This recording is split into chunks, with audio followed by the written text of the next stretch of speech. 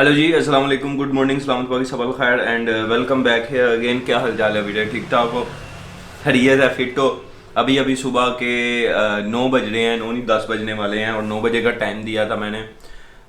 सुबह सुबह हम उठ के रोटी पहले खा लें।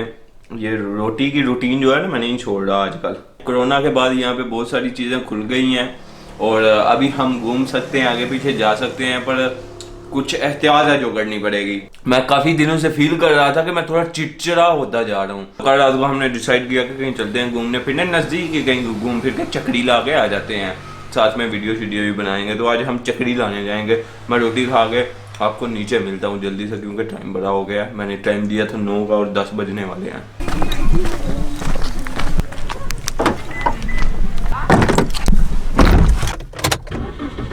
अच्छा वीडियो, पता नहीं मैं स्टैंड भूल आया हूँ और अभी इसी वक्त पूरी गाड़ी बढ़ गई है, कुछ 8 लोग हैं और हम निकलने लगे हैं अभी।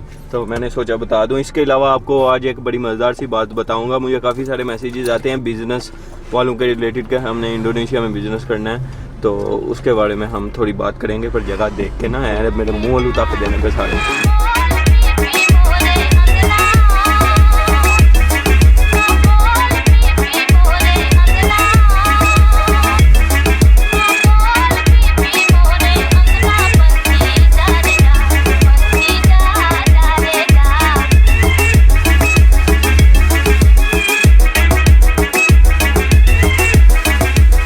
अच्छा अभी जगह पे पहुंच गए हैं। कल मास्क नहीं थे मिल रहे, मास्क ख़त्म हो गए थे और ये मास्क मिला, बड़ा ज़बरदस्त मास्क है यार। मतलब ये वो नॉर्मल वाइट कलर का मास्क होता है ना, उस जैसा नहीं, हवा भी नहीं इसके अंदर से गुजरती। बड़ा ज़बरदस्त मास्क है। और खैर अभी हम जिस जगह पे हैं ये एक टेंपल है, बोरोबुदर टेंपल। ये एशिया का कह रहे हैं सबसे बड़ा टेंपल है, यहाँ दुनिया का मुझे नहीं पता। उधर जाना था मैंने, इस बार मैं नहीं गया। उसकी वजह के एंट्री टिकट भाई जी 10,000 रुपये दिए, 5,000 मेरी और 5,000 ड्रोन की। तो की फ़ायदा जानता है। एक दफ़ा मैं गया था 2018 में, तब मैंने देखा था, काफ़ी बड़ा है और बहुत खूबसूरत जगह है। सनराइज़ के टाइम जो है ना बड़ी जगह खूबसूरत हो जाती है। और बुद्धिस्ट टेंपल है। उसके अलावा आपको पता होगा एक जगह गया था, वो मुर्गी वाला गिरजा, आयम गिरजा जिसको कहते हैं। और ये जगह उसी के करीब है, ये वही पहाड़ हैं चारों तरफ और इसी के नज़दीक है शायद वो गिरजा भी। तो अभी हम यहाँ पे हम वीडियोस बनाएंगे, उसके बाद आपको ड्रोन शॉट में दिखाएंगे ये जगह। पहले हम वीडियो बना लें। इधर तो सिग्नल भी नहीं आ रही यार, मुश्किल होगी। ऑलराइट वीडियो, अभी हम लेंगे इस जगह पे ड्रोन शॉट। और धूप काफ़ी है, गर्मी काफ़ी लग रही है, भीग गई है मेरी शर्ट। अभी हम ड्रोन शॉट लेंगे, लेट्स सी कैसे ड्रोन शॉट आते हैं। जगह बड़ी खूबसूरत है।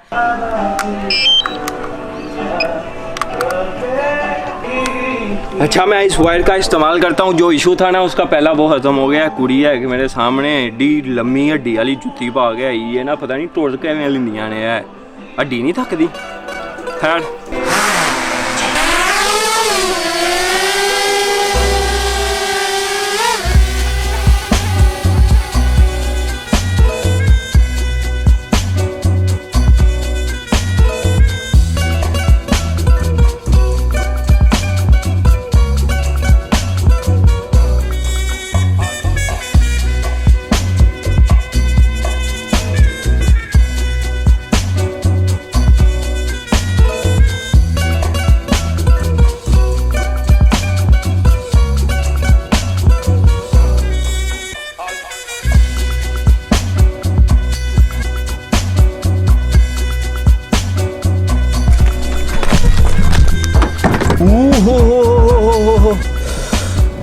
फुल गर्म हो गई ये गाड़ी। गर्मी बहुत है यार इधर, पता नहीं क्यों पर गर्मी बहुत है इधर।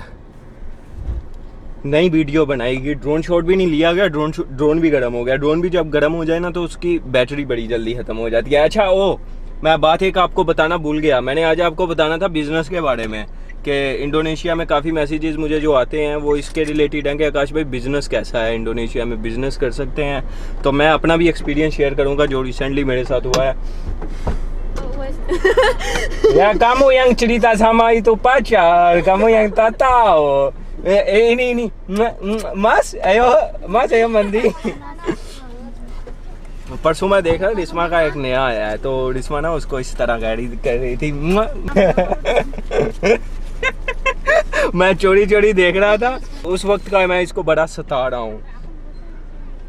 खैर अभी हम पहले खाना खा लें, क्योंकि खाने के बगैर बात होगी नहीं। तो खाना खा के तो फिर आपको अच्छे से बैठ के बताता हूँ, मैं समझाता हूँ वो सारी बात। अच्छा वीरे, अभी इस वक्त 2 बज रहे हैं और सुबह से खाना नहीं खाया। जो टेंपल मैं आपको बता रहा था वो टेंपल आपको पहले दिखाऊं। अभी ये जो आपको नज़र आ रहा है ना, ये कितना बड़ा नज़र आ रहा है।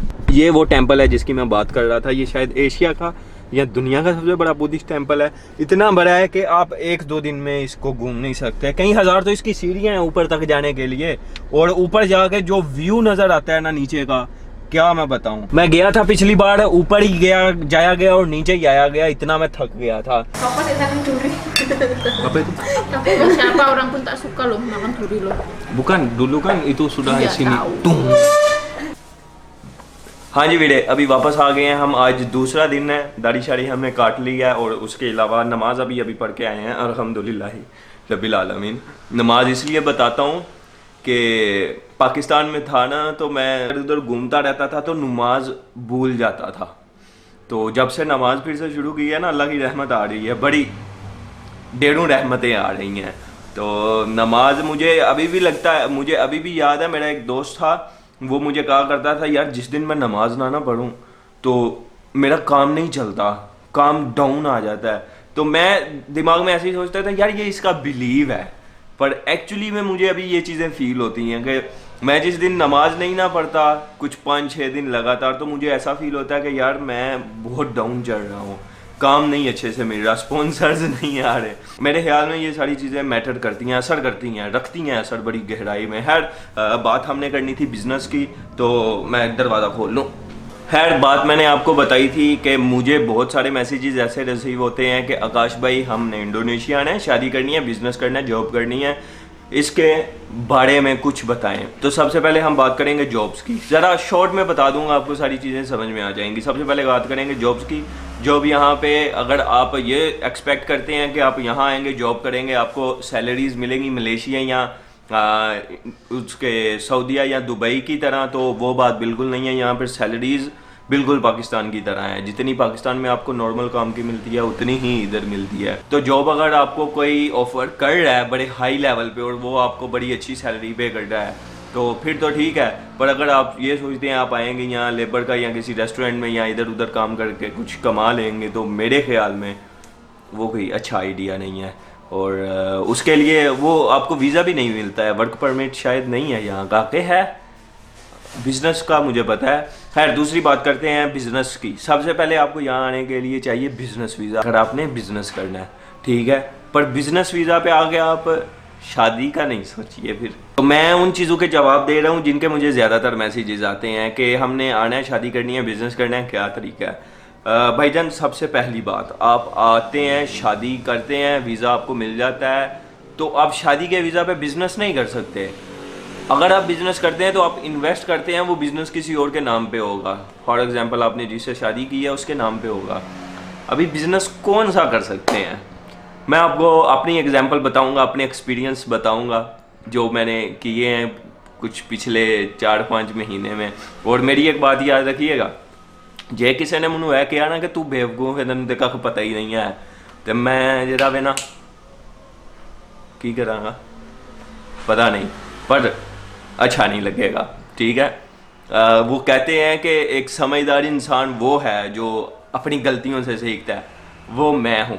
कहते हैं एक समझदार और कामयाब इंसान वो है जो अपनी गलतियों के अलावा दूसरों की गलतियों से भी सीखता है। उससे ये होता है कि ज़िंदगी बहुत छोटी है, आप हर गलती करके सीख नहीं सकते, इसलिए आप दूसरों की गलती से सीख सकते हैं। इसलिए आज आप लोग मेरी गलती से सीख सकते हैं, तो आप समझदार प्लस कामयाब इंसान है। शुरू करते हैं। जब मैं आया था यहाँ पे मैंने सोचा था कि यार YouTube तो ठीक है चल रहा है, मैं ट्रैवल कर रहा हूँ, पर YouTube से मुझे इतनी इनकम नहीं आ रही कि मैं अपना इस काम को जारी रखूँ, तो मुझे छोटी छोटी इन्वेस्टमेंट्स करनी पड़ेंगी इधर अभी, क्योंकि मैं सोच रहा हूँ कि इधर रह रहा हूँ।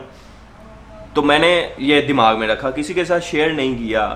2 महीने हो गए, 3-4 महीने हो गए। तो ये बातें मैंने पिछले व्लॉग्स में आपके पता होगा कि शेयर की थी कि मैं रेस्टोरेंट बनाने का सोच रहा हूँ।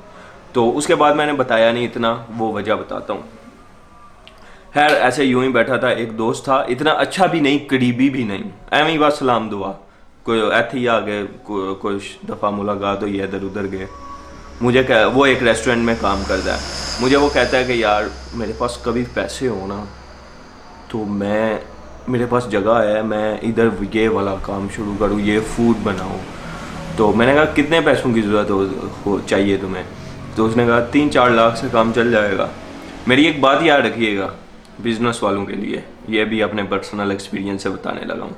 जब आप बिज़नेस करना चाहते हैं ना, अगर आप 3-4 लाख इन्वेस्ट करना चाह रहे हैं ना, तो आपके अकाउंट में एक्स्ट्रा 3-4 लाख होना चाहिए। उसकी वजह कि बिज़नेस आपका 4-5 महीने में जो है ना प्रॉफिटेबल नहीं बन जाएगा। तो आप उन पैसों को यूज़ करेंगे सैलरीज देने के लिए, इलेक्ट्रिसिटी के लिए, रेंट के लिए, हर चीज़ों के लिए। अगर आपके पास 4 लाख है और 4 लाख का 4 लाख आपने इन्वेस्ट कर दिया है, तो आपके पास जब रेवेन्यू नहीं आप जनरेट कर सकते, आप पैसे नहीं कमा रहे, तो आप उन चीज़ों को कैसे करेंगे मैनेज?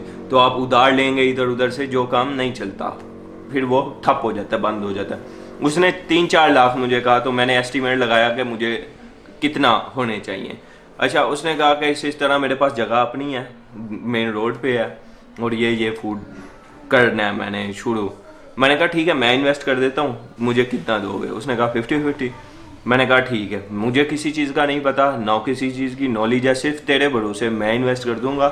तूने काम करना है, तूने सब चीज़ मैनेज करनी है, मैंने आना भी नहीं, तेरे भरोसे पे मैं इन्वेस्ट कर देता हूँ, जितना रेवेन्यू होगा तुम बस ट्रांसफ़र कर दियो। उसने कहा ठीक है। खैर उसने काम करना शुरू कर दिया। काम करना गया था, सबसे पहले तो सामान चाहिए। अब जब आप एक छोटा सा बिजनेस चलाते हैं ना, तो आपको चाहिए कि आप सारी चीज़ें नई ना लें। उसने सारियाँ चीज़ें नवियाँ बनवाइयाँ।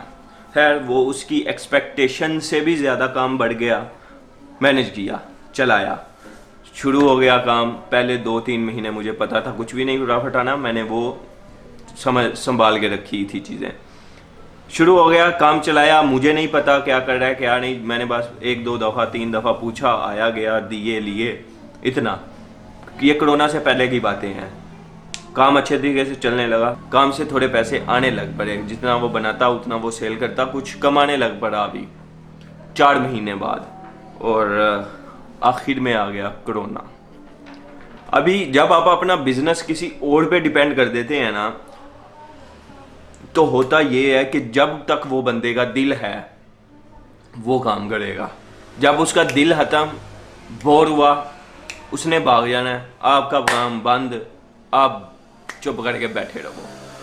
तो हमेशा जब भी बिजनेस करें किसी और पे डिपेंड ना हो जाएं, वो सारा काम आपके ऊपर होना चाहिए, क्योंकि इन्वेस्टमेंट आपकी है, काम भी आपके ऊपर होना चाहिए, ताकि या कुछ इस तरह का हो कि अगर वो चला भी जाए तो आपका काम फिर भी चले।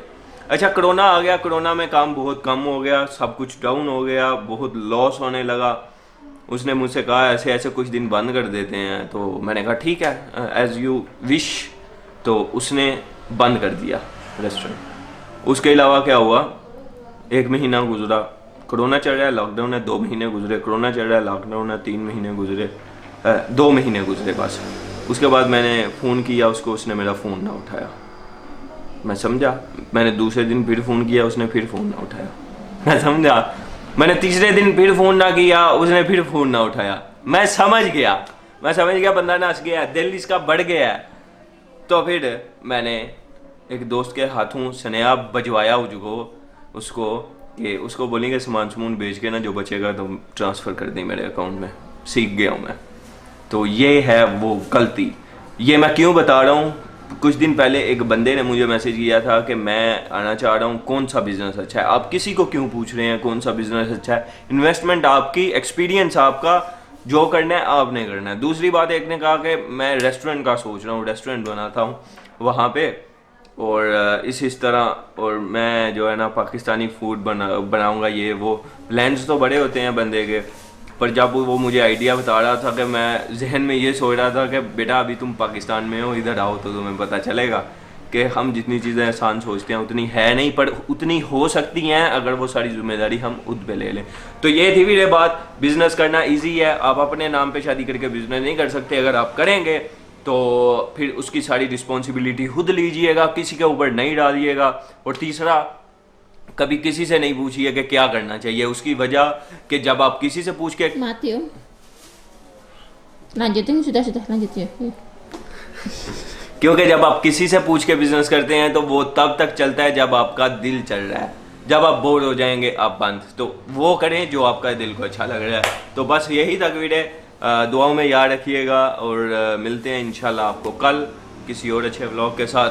कंसिस्टेंसी फिर गई थी कुछ दिन, 1-2 दिन, तो अभी वापस लेने आ रहा हूँ। तो मिलते हैं इंशाल्लाह कल आपको, दुआ में याद रखिएगा। अल्लाह हाफिज़, बाय बाय।